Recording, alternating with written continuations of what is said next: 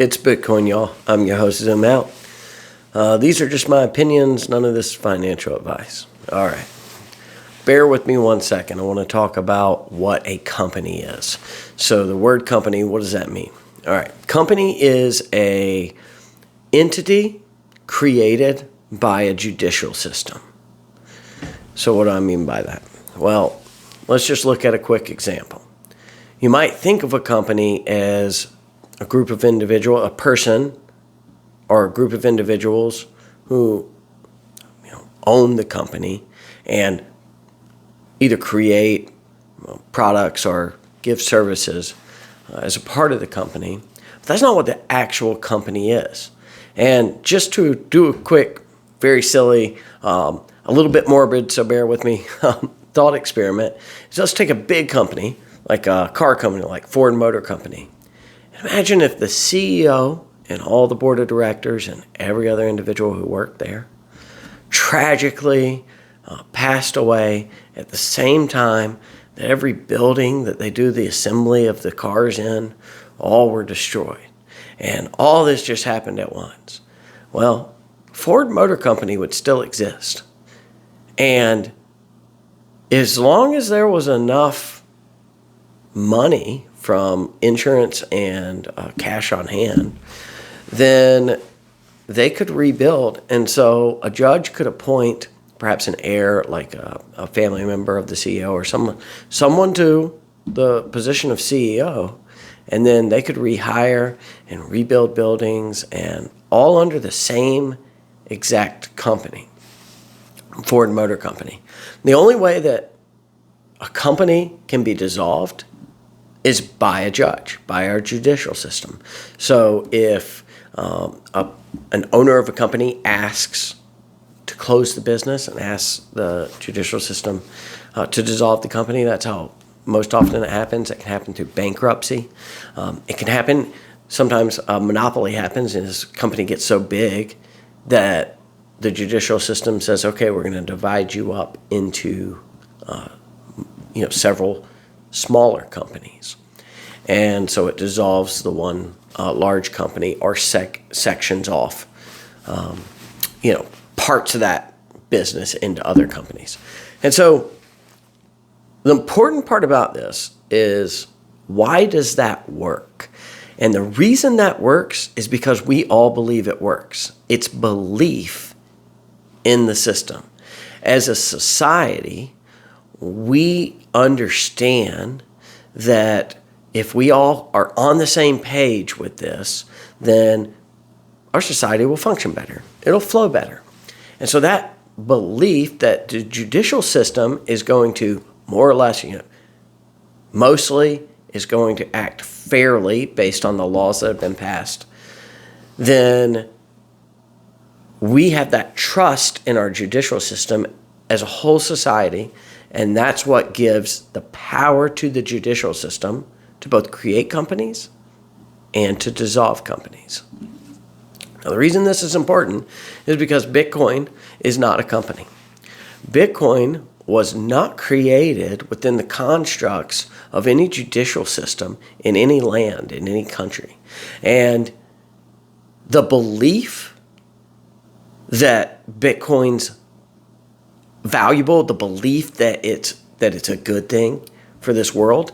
So all of the people, myself included, who own, transact with, maybe lend against, borrow against, or lend out, or do anything else with Bitcoin, those people believe that the value is derived from the fact that it was not created within the constructs of the judicial system, which means that there is no judicial system that can dissolve Bitcoin. Because if any given judicial system in any country were to write down on a piece of paper, we decree that this Bitcoin is dissolved and no longer in existence, then it would mean nothing. Because we don't hold any value, we don't hold any belief. It doesn't come from that in the first place. No judicial system awarded Bitcoin its existence. So it's not a company and it can't be dissolved. So that's the first point. Second point I want to make is that Bitcoin is currently traded like a company. So companies, publicly traded companies are traded on the stock market. And there's a couple things that can happen. And one of those is there's groups called bulls. That means that they believe that the price is going to go up and they're going to buy the asset, going long on it, expecting it to go up. And they can buy on leverage, meaning that they put money at risk to make more money. And then there's bears, which put downward pressure on it. They believe the price is going to go down, and they can actually leverage in on those as well, which means that they are, leverage means like 2 to 1 or 3 to 1. Like it's putting excess pressure on it downwards or upwards. And so this is pretty common practice. It's not so common by retail investors, but our institutions, the big, institutions with billions of dollars that are investing money, that's just par for the course for them. That's just part of investing, and so they found ways to trade Bitcoin like a company, meaning that they can put downward pressure. If they believe the price might go down, then they can put downward pressure and vice versa go up. And so right now, if you look at the chart of Bitcoin and the chart of the NASDAQ, which is the technology companies, they're pretty similar in how they go up and down, and they track each other. And that means they're correlated. But why that's important is it means that so all the tech companies are viewed as risk-on assets. So when there's extra money out in the system, price will go up, and when money is contracting, the price will go down. So the fact that Bitcoin's price is correlated with the charts are correlated with the tech companies in the NASDAQ.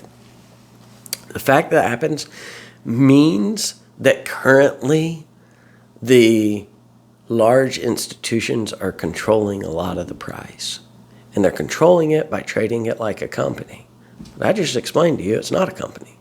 So if I were you, I wouldn't worry too much about that.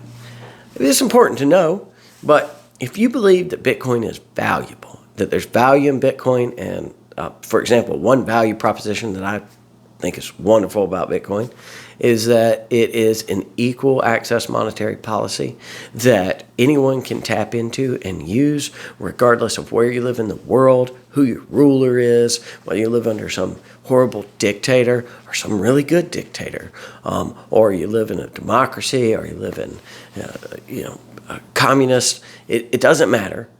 Everyone has access. Doesn't matter the color of your skin, where you live, what your religion is, what you did in the past, what you're going to do in the future.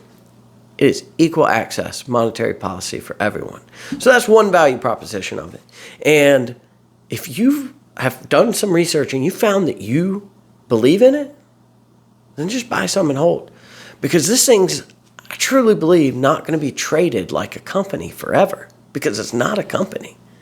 And I think that the people, the institutions that are trading it like a company, they either maybe they don't realize what they're trading, or B, maybe that they're just looking in the short term to make some money off of it before everybody else catches on that this is like a pure money that is that over time will become a good store of value, a good unit of transfer, and can be representative of a lot of the wealth in the world.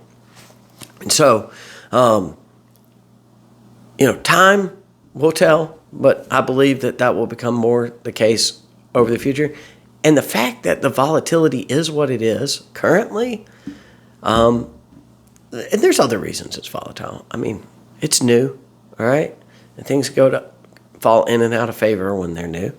But it's clear by the correlation of the graphs with the NASDAQ that right now the institutional traders are in charge of the price. Don't worry about that. Just put as much money, if you're going to invest in it, put as much money as you can afford to let sit there and wait until we get through this period of time where people are treating this thing that's clearly not a company like a company. All right, that's all I got. Hope you enjoyed this video. Hit the like and subscribe, and I'll see you next time.